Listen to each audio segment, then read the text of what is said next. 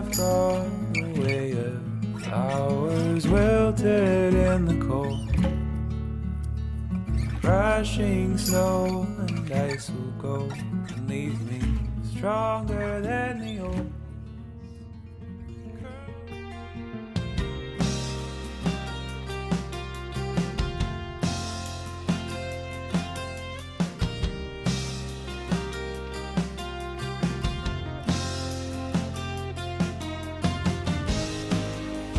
Every light I've fallen always casts a shadow.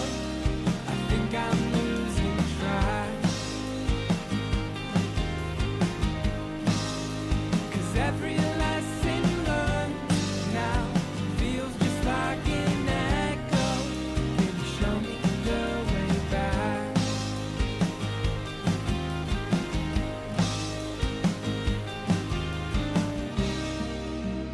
Isn't it familiar? 이쪽 끝에서부터 볼까요, 한번? 여기가 헌책방이에요. 헌책방. 진짜 오래된 책들도 있네. 여기 이 책도 있다. 내가 읽었던 게 이 책인데. 아, 이번에 청춘의 독서에 예, 광장이랑 구운목이랑 세트로 들어있는 이 책이 문지사에서 나온 거. 몇 년도 거야? 1996년도 거니까. 내가 읽었던 건 초판, 1976년 초판에 그걸 읽었겠구나. 그 오래된 책들은 언제 건지 궁금하잖아요. 그러니까 이 책은 4판이니까 내가 봤던 거하고는 문장들이 좀 수정돼 있겠다.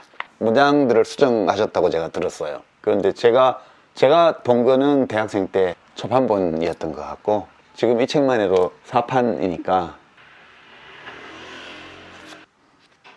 이거 내가 한번 옛날에 얼핏 읽다가 재미없어서 그만둔 기억이 나는데, 좋아하는 분들이 되게 많더라고요. 나스메 소세키는. 제가 이제 대학 다니던 때는 1970년대 후반, 되게 80년대 초 이때만 읽었으니까 이렇게 일본 소설들은 너무 이야기가 조그맣다고 그럴까, 조그만 이야기들이라 그럴까. 그래서 막 집중이 잘 안 되는 그런, 한국 소설에 비해서 힘이 좀 부족하지 않나? 그런 생각 많이 들었어요. 이제 나이 먹어서 나도 좀 자잘해졌으니까 한번 읽어보면 다를지도 모르겠다. 일단 후보들을. 네. 인간 불평등 기원론, 장자크 루소. 이 책 세상 문고가 이게 고전을 참 많이 내더라고요. 굉장히 호불호가 있는 철학자. 이게 굉장히 두꺼운 책일 줄 알았는데 그렇게 두꺼운 책은 아니구나. 이건 내가 읽은지 안 읽은지 기억이 안 나네. 이것도 한번 일단 후보로 하고. 여기가 그래도 약간 분류가 어느 정도 주제별로 돼 있구나.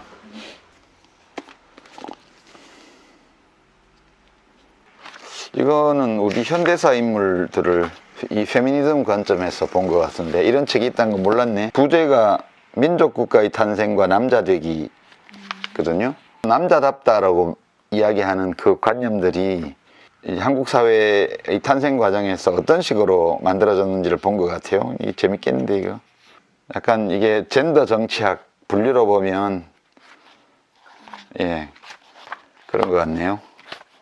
좀 진화가 더딘 종의 사회 정치 생활에 관한 이야기.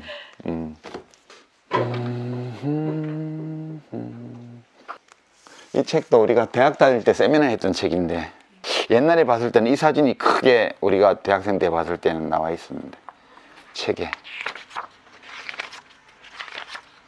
일쇄가 92년이면 내가 본 책은 아닌데, 그때도 옛날에도 동서문화사 걸로 봤던 것 같은데. 제가 못 읽는 책, 호밀바트의 파수꾼. 이거 좋아하는 사람은 엄청 좋아하는데 저는 두세 번 이거 읽다가 실패했던 것 같아요. 맞아, 이 스펜서 선생님 집에 가서 감기 걸린 선생님하고 그 이야기 나누는, 맞네, 여기 한 10쪽 넘게 가는데 아무 일도 없어요. 이게 한 10쪽 넘게 스펜서 선생님하고 이렇게 집에 찾아가서 이야기 나누는 그런 건데 아무 일도 안 일어나고 그냥 선생님하고 얘기하고 나와요. 처음에 읽었을 때 이 대목까지 읽고 첫 번째는 덮었거든요. 뭐야 이게 싶어서.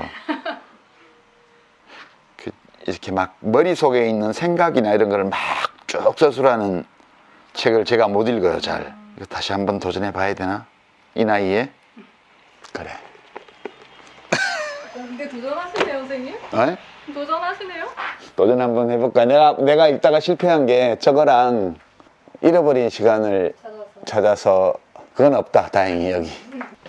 대화는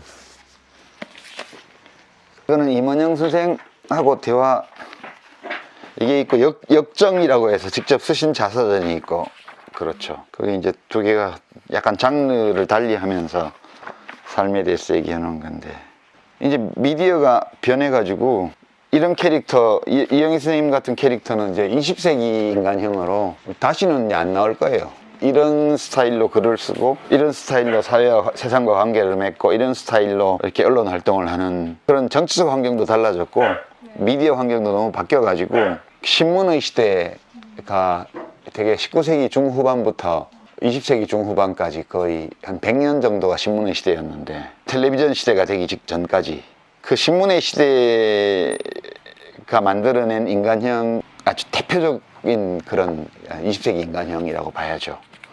지식인, 기자. 세월이 가면서 이제 잊혀지기도 하고 이제는 기자들 보고 이렇게 살라고 할 수 없는 그런 시대가 됐어요. 이거, 예. 이거는 갖고 계시는 거. 이거 일단 후보로 하는 거죠. 그냥 집에 저 책이 집에 없으니까. 잘 됐네요. 예. 야, 이런 책은 정말 왜 이 책이 한국에 와 있을까? 메리 퀸 오브 스코트. 그러니까 스코틀랜드 메리 여왕인데 저게 엘리자베스 여왕 시절에 목 잘라 죽인 왕이잖아요.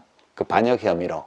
웨스트민스터 사원이나 이런데 아니면 영국 미술관에 가보면 저 처형 장면을 그린 그림이 엄청 많아요. 굉장히 충격적인 역사적 사건이어가지고 그 여왕일 텐데 메리 퀸 오브 스코틀랜드. 와, 또 옛날 책이다. 족보. 영국 왕실 족보. 1542, 1561. 1968년도 책이네.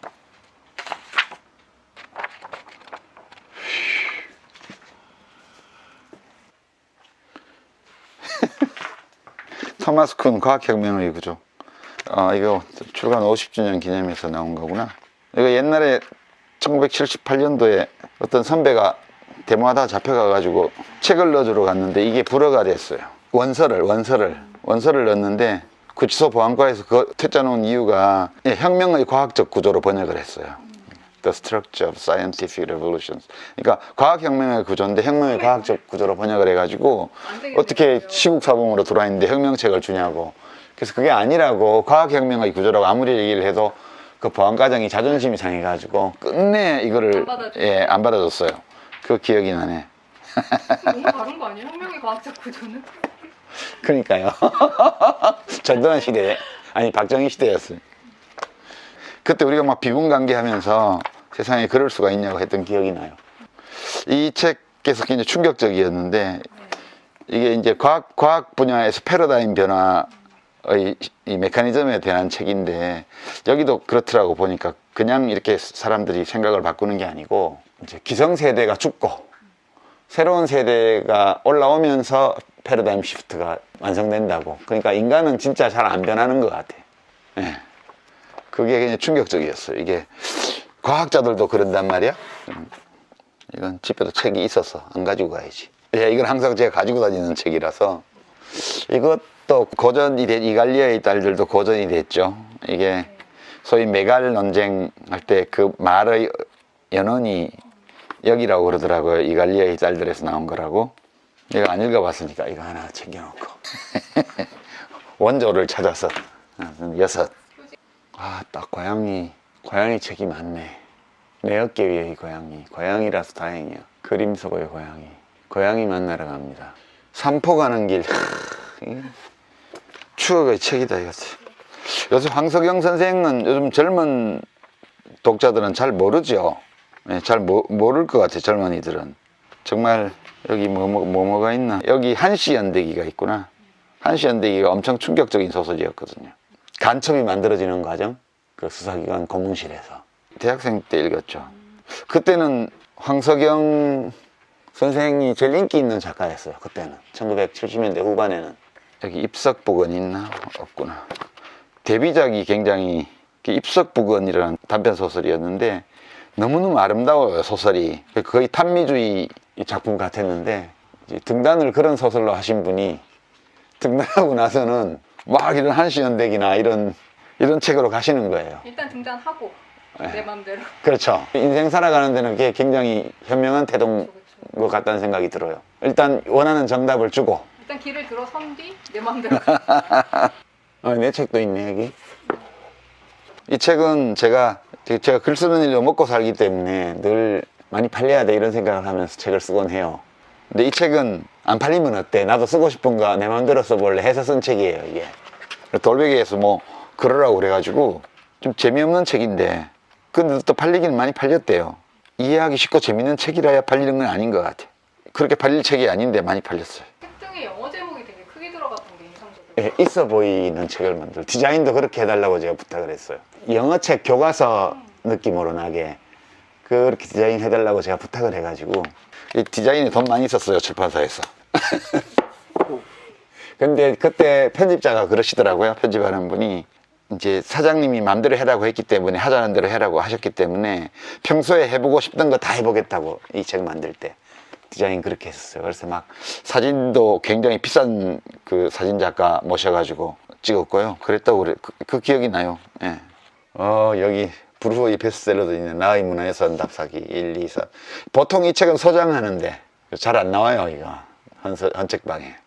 참 책이라는 게 시대를 딱 만나야 제대로 대접을 받는 책들이 있어요. 이 책이 딱 시대를 만난 거죠 그때. 민주화 이후에 마이카 시대.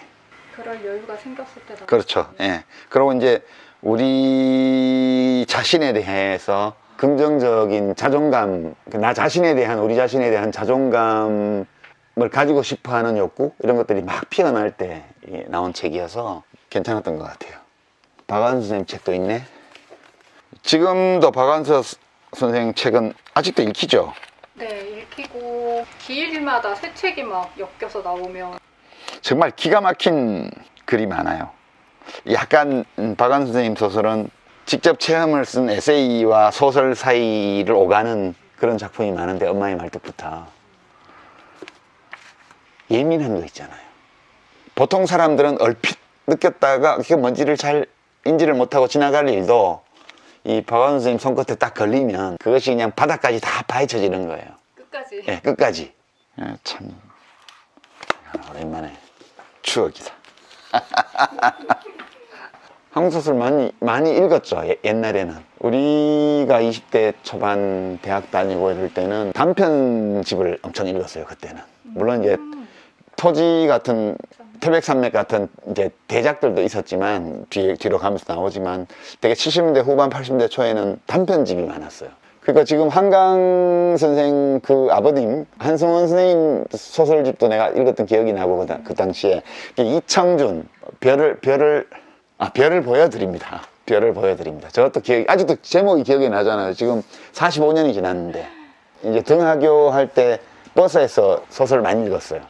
한승원 선생님 소설도 그때 읽었고 별을 보여드립니다. 오정희 여성 작가들 중에 오정희 뭐 이런 분 오정희 선생님 소설도 참 좋아요. 좋고 그때 문지에서 나중에 난소공으로 묶인 그 소설이 하나씩 나올 때마다 메비우스이트라든가 또는 뭐 내그물로 오는 가시고기 이런 게 한 꼭지씩 나올 때마다 그게 굉장히 그때 대학생들 사이에서는 야 봤어?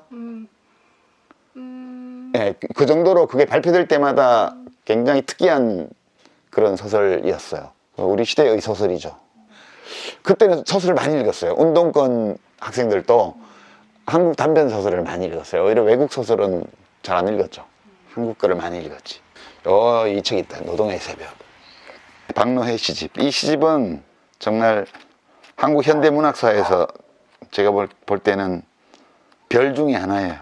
여기에 제가 충격을 받았던 지금 이제 약간 박노해 선생은 약간 철학자 내지 도인 카메라 들고 세계를 돌아다니고 이랬다가 요새는 최근에 새로 쓰는 시들도 보면 약간 철학자 느낌이 많이 나잖아요. 그때는 이 작품들은 정말 이 작품을 쓴 시인이 나중에 삶이 어떻게 되어 있었던 상관없이 그 당대의 노동의 새벽 이 작품도 그렇고 당대의 시대 정신을 정말 잘 보여주는 이불을 꼬매면가 그런 작품이 있었는데 저는 그거 보면서 그게 여기 없나? 다른 데 있나? 이거는 저만 그런 게 아니고 이 시집은 정말 문단뿐만 아니라 이 세상에 어마어마한 충격을 줬던 시집이에요, 이게. 아, 여기 있구나. 이 포장마차라는 시인데, 제가 이거 보고 처음에 엄청 놀랐어요. 모래에 싹이 텄나? 사장님이 애를 뱄나? 이 좋은 토요일 잔업이 없단다. 이게 첫 연인데 너무너무 충격적인 표현이었어. 시라는 게 이렇게 말을 해도 되나? 보세요. 모래에 싹이 텄나? 사장님이 애를 뱄나? 이 좋은 토요일 잔업이 없단다. 이 언어가 달라요. 그 전에 모든 한국 현대시 작품들하고 다른 언어예요. 이 작품들은 진짜 당시 지식인 사회에는 어마어마한 충격을 줬던 작품들이에요. 한두 작품이 아니에요, 여기 들어있는 게. 이건 집에 있겠지만 그래도 또 하나 챙기자. 기념품. 굉장히 챙기시는 곳에 익숙하신데요, 선생님. 8권 골랐어. 잘 챙기시네요. 아니, 가지고 있고 싶은 저것도 어디 내 서가에 구석에 있을 텐데 작업실에도 하나 갖다 놔야지. 책 좋아하는 사람들은 답이 없다. 이거 뭐야? 그런 사람들이 있었대요, 실제로. 얘기 들었나 안 들었나. 아, 김이상궁 얘기구나. 실존 인물 증언을 바탕으로 재구성한 거구나. 재밌겠다. 이거는 이런 책이 있는 줄도 몰랐는데 재밌을 것 같아서 이거는 사겠습니다. 역시 서점에 또 오면 발견을. 네, 그리고 생각지도 못했던 책들을 보게 돼요. 이 책은 내가 정말 초등학생 때 읽기 싫어 죽겠는데 우리 집안의 할아버지라고 우리 아버지가 읽으라고 돈 준다고 읽으면 독후감 쓰면 이 징비록하고 난중일기를 읽고 독후감을 쓰고 용돈 10원 받았어요. 그때는 10원이면 이렇게 알사탕 한 봉지였어요. 크다. 와, 이런 책을 발견하다니. 프롤레타리아 혁명과 배신자 카우츠키. 레닌 책이네. 카우츠키하고 레닌하고 엄청 싸웠는데 다 허망한 의미 없는 논쟁이었는데 자기들끼리는 엄청 심각한 싸움이었거든요. 공산당끼리 싸운 거지. 아, 정말 깝깝합니다. 그 싱크로율이 제가 보기에는 카우츠키하고 레닌하고 싱크로율이 95% 이상 되는데 합치되지 않는 5%를 놓고 서로 죽이고 막 그러잖아요. 좀 끔찍하죠. 동족 혐오에 가까운. 동족 혐오에 가깝다고 봐야죠. 이런 책이 여기 있을 줄이야. 지구상에서 거의 아무도 읽지 않는 책이 이런 책이. 네. 이건 또 뭐지? 좋아하는 철학자 있으세요? 라고 물을 때 대답하기 좋은 책. 어록집이구나. A부터 시작해서 G까지. 아, 별 희한한 책이 다 있네. 선생님은 좋아하는 철학자 있으세요? 아, 저는 이렇게 맥락 없이 모아놓은 책을 못 읽어요. 근데 그래서 이 책은 안 가져갈 건데 좋아하는 철학자야 많죠. 흐뭇하게 웃으셨어. 제일 좋아하는 철학자는 이 사람이에요, 이 사람. 너무 못생겼죠. 그 런던의 초상화, 국립초상화박물관에 가봐도 존 스튜어트 밀 초상화는 이렇게 앞머리가 없고 옆에만 머리가 있는 초상화가 있더라고요. 그래도 엄청 똑똑한 사람이었고. 똑똑한 정도가 아니죠. 그쵸. 예, 그리고 셋 딸린 유부녀를 좋아해가지고 맞아. 20몇 년을 기다려서 혼인하고 7년밖에 못 살았잖아요. 그리고 선생님 청춘의 독서에 써주셨지만 공저자로 자기 예. 인생을 삼았잖아요. 본인은 공저자라고 주장했어요. 그쵸. 예, 근데 이제 입증할 수가 없죠. 둘이서 그냥 시도 때도 없이 대화를 나눴기 때문에. 근데 이제 밀이 공저자라고 주장을 하니까 우리가 인정해야 될 것 같아요. 그거는, 예.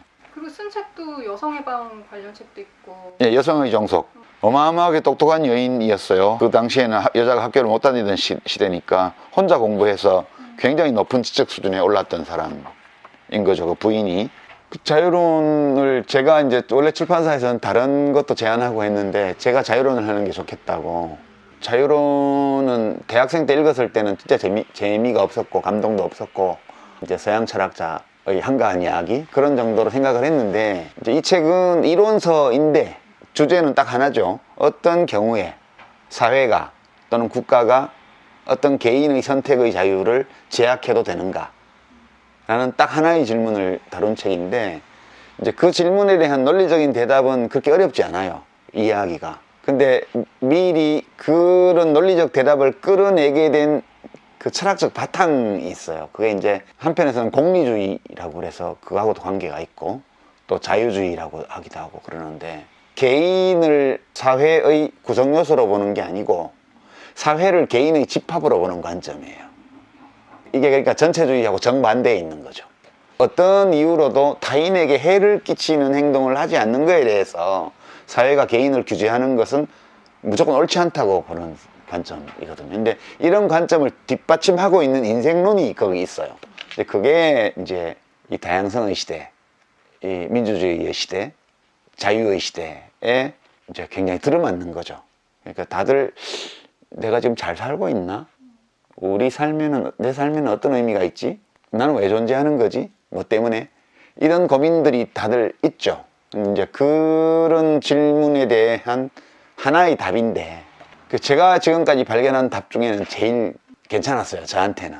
그래, 이거야. 이렇게 해야 우리들 각자가 자신의 삶에 자기 나름의 의미를 부여할 수가 있어. 왜냐하면 우리가 태어나고 죽는 것은 객관적으로는 아무 의미 없는 일이거든요. 그냥 태어나고 죽는 거예요. 다른 동식물이 태어나고 죽는 것처럼 우리도 태어나고 죽는 거예요. 뭘 위해서 태어난 것도 없고, 인간이 태어나고 죽는데 특별한 의미가 있는 것도 아니고 그냥 그런 거죠.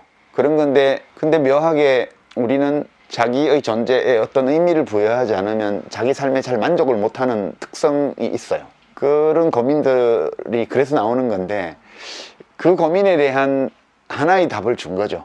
스스로 설계한 인생을 자신이 옳다고 믿는 방식으로 사는 거, 그것이야말로 우리 인생에 나름의 의미를 부여하는 유일한 길이다 라는 그 인생론이 밑에 다 깔려 있어요.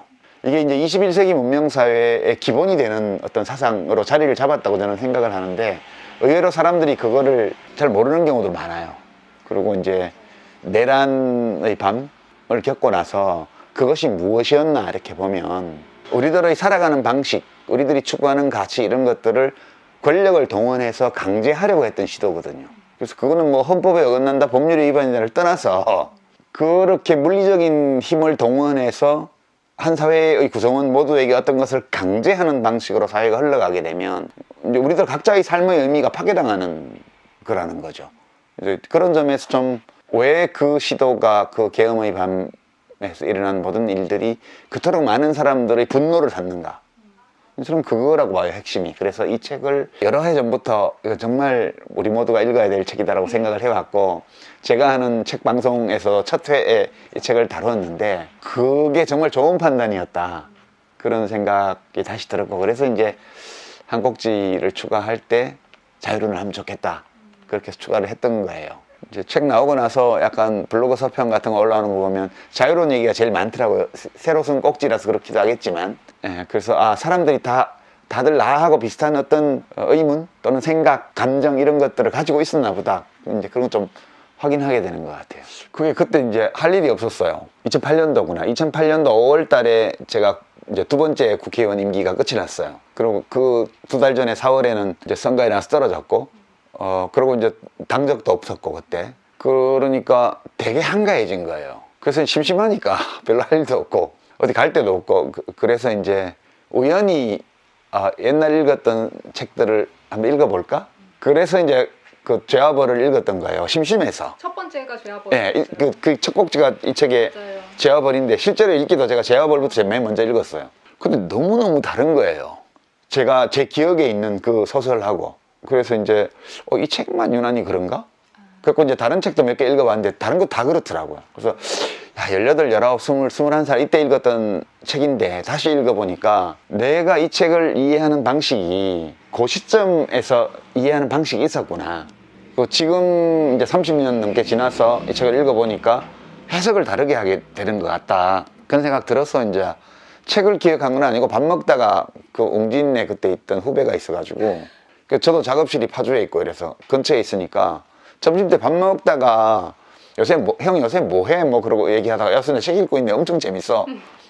옛날에 읽었던 책, 우리 대학생 때 읽었던 거 있잖아, 그거 다시 읽고 있는데 엄청 재밌어. 막 그랬더니 뭐 재밌니요? 그래서 내가 어떤 걸 읽다가 이거 읽었을 때 내 기억에는 이랬는데 그때 내가 이런 생각을 했어, 또는 이런 감정을 느꼈어, 그게 떠오른다.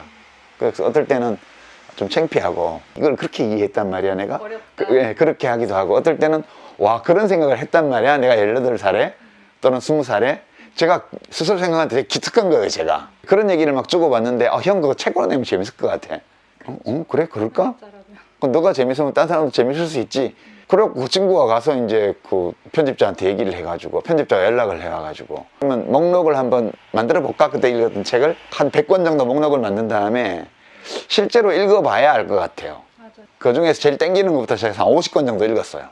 그 중에 14권을 추려가지고 그러니까 2008년부터 2009년까지 2008년 한 여름부터 2009년 여름까지 그 작업을 한 거죠. 그때 당시 초판 서문의 첫 문장이 길을 잃었다요. 노무현 대통령 돌아가시던 해거든요. 그때가 정말 끔찍한 상황이었어요. 그러니까 이제 카타리나 블룸의 잃어버린 명예 같은 책이 들어온 거는 그 당시 이 검찰과 언론 상황 때문에 그 책이 기억이 났던 거예요.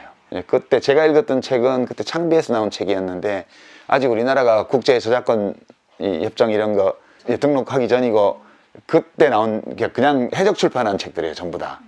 그러니까 나중에 판권이 정식으로 계약이 되면서 이름사로. 예, 그 창비 책은 없더라고요. 맞아요. 네, 그때 창비에서 읽었던 책은 제가 신변보호라는 그 나중에 쓴 책하고 네네네. 두 권 묶여있는 파란색 표지의 책이었어요. 제 기억에. 그 두 소설 모두 굉장히 인상적이었거든요. 이제 다시 읽어보고 그걸 쓰게 됐죠. 이제 그런 식으로 2008년, 2009년 시점에서 저에게 강렬하게 다가왔던 그런 책들 위주로 모은 거고 이제 2025년에 지금 정보하면서 한 꼭지는 오늘 시점에서 2025년 시점에서 특별한 의미를 가지고 다가온 책이 자유론이어서 그게 들어오게 된 거죠. 저도 그거 이해가 잘 안 돼요. 왜 이 책이 하셨어요? 예, 저는 그냥 그동안 한 30만 부 넘게 한 16년, 15년 동안 팔았으니까 뭐 읽을 만한 분들은 다 읽었지 않나?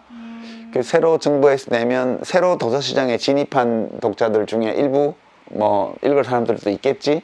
그렇게 생각하고 그냥 가벼운 마음으로 예, 개정 정보판을 한 거예요. 근데 이유를 모르겠어요. 이게 뭐 막 베스트셀러 탑에 올라가 있고 이런 거 보면서 좀 이상해. 왜 이렇지? 저는 이제 지식 소매상이니까 내가 재밌으면 딴 사람도 재밌을 거야 네. 라는 게 저의 기본적인 생각이거든요. 너무 중요하죠.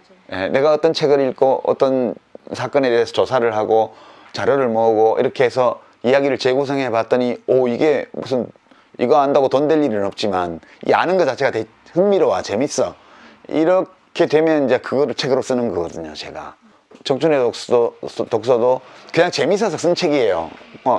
주변에서 그 얘기 듣고 재밌는데? 그래서 처음에 썼던 책이고 이번에 정보하면서도 마찬가지고요. 그래서 저는 이제 독자분들한테 그렇게 권하죠. 이미 읽은 책이야 이렇게 하지 말고 그 이미 읽은 책을 지금 세월 많이 지나고 나서 다시 한번 보세요. 그러면 내가 그 기간 동안에 어떻게 달라져 있는가를 알 수 있어요. 그리고 그 책을 처음 읽었을 때 예전에 그때의 자기 자신을 이렇게 기억해낼 수 있어요.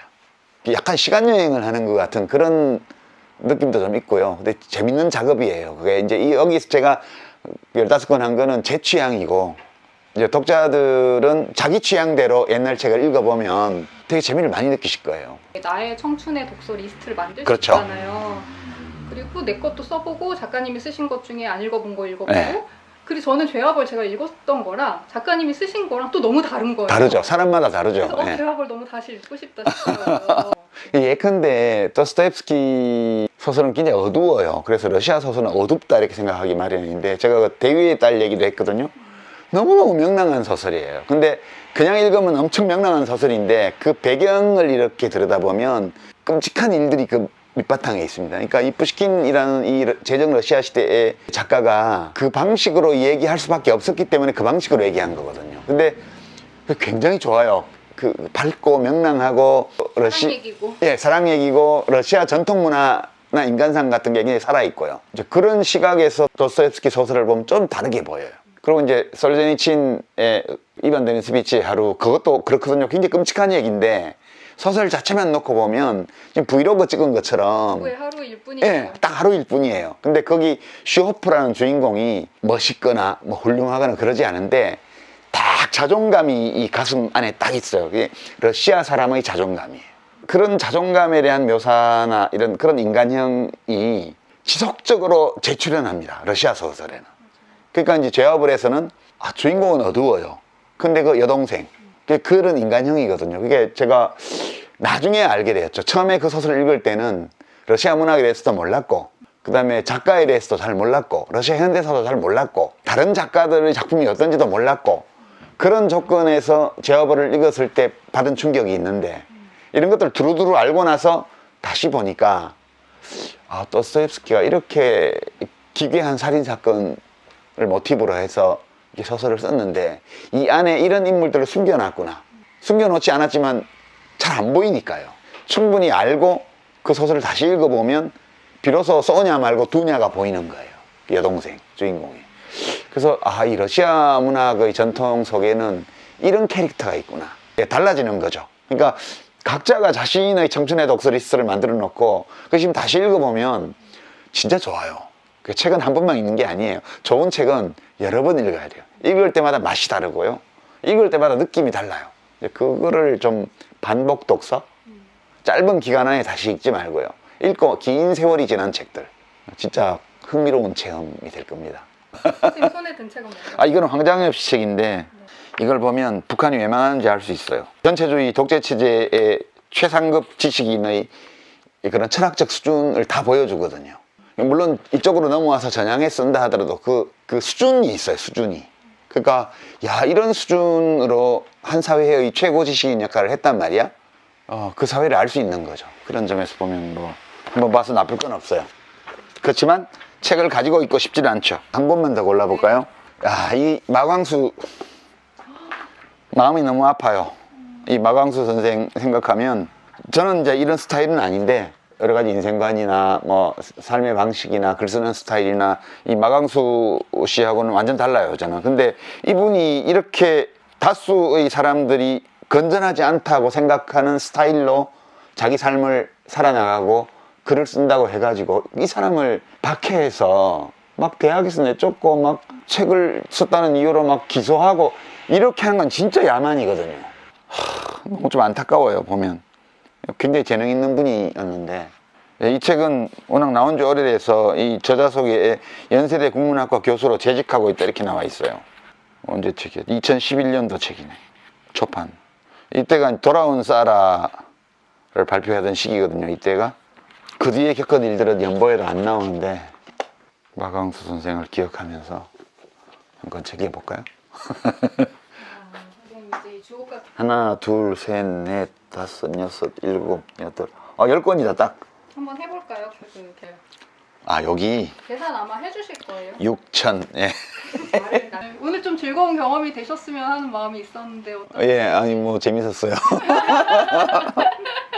얼마 나왔어요? 진짜 안잔 10만 원 딱 나와요. 그거랑 이 하드카바가 아무래도 비싸겠죠, 맞아요. 연책도. 예. 진짜 마음에 드시죠? 예, 이거 예 재밌어요. 가서 내 서가에다 편집자 K 좋은. 존으로 해가지고 꽂아놓겠습니다. 호밀밭에 파스콘도 고르셔가지고. 예, 호밀밭에 파스콘은 지금 3번째 도전을 하는 건데 2번 실패했거든, 저거. 완독하시면 선생님 삐삐 쳐주세요. 호밀향에서 완독 성공이라고. 제가 원래 책을 아무거나 읽는 스타일이거든요. 되게 좋은 의미로. 원래 책을 전문 영역이 있는 분들은 거기를 중심으로 해서 이렇게 가지를 치는데 저는 사실은 모든 게 다 그런데 그냥 살면서 어떻게 이렇게 부대끼면서 그냥 이거 괜찮은데 그러면 그거 읽고 뭐 그거 보고 그런 식으로 살아가지고 독서 편력도 그래요, 대체로. 그냥 아무거나 읽고 그냥 잡독성이고 그러다 보니까 막 아주 깊이 있는 책은 또 잘 못 읽어요. 그리고 적당한 인생도 괜찮아요, 또 나름.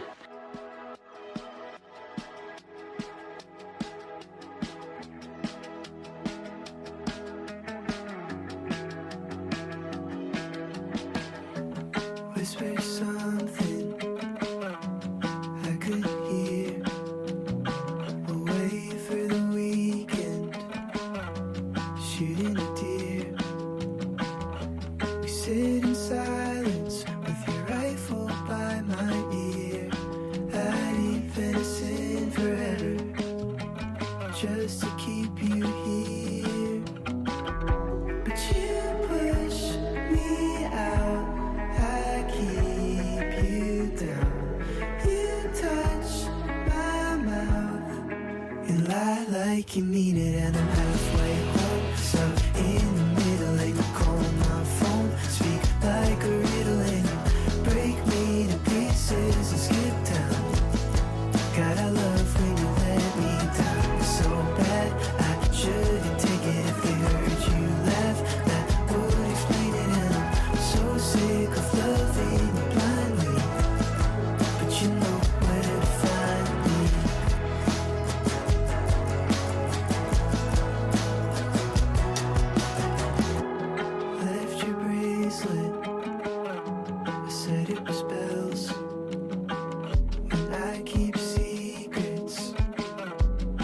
do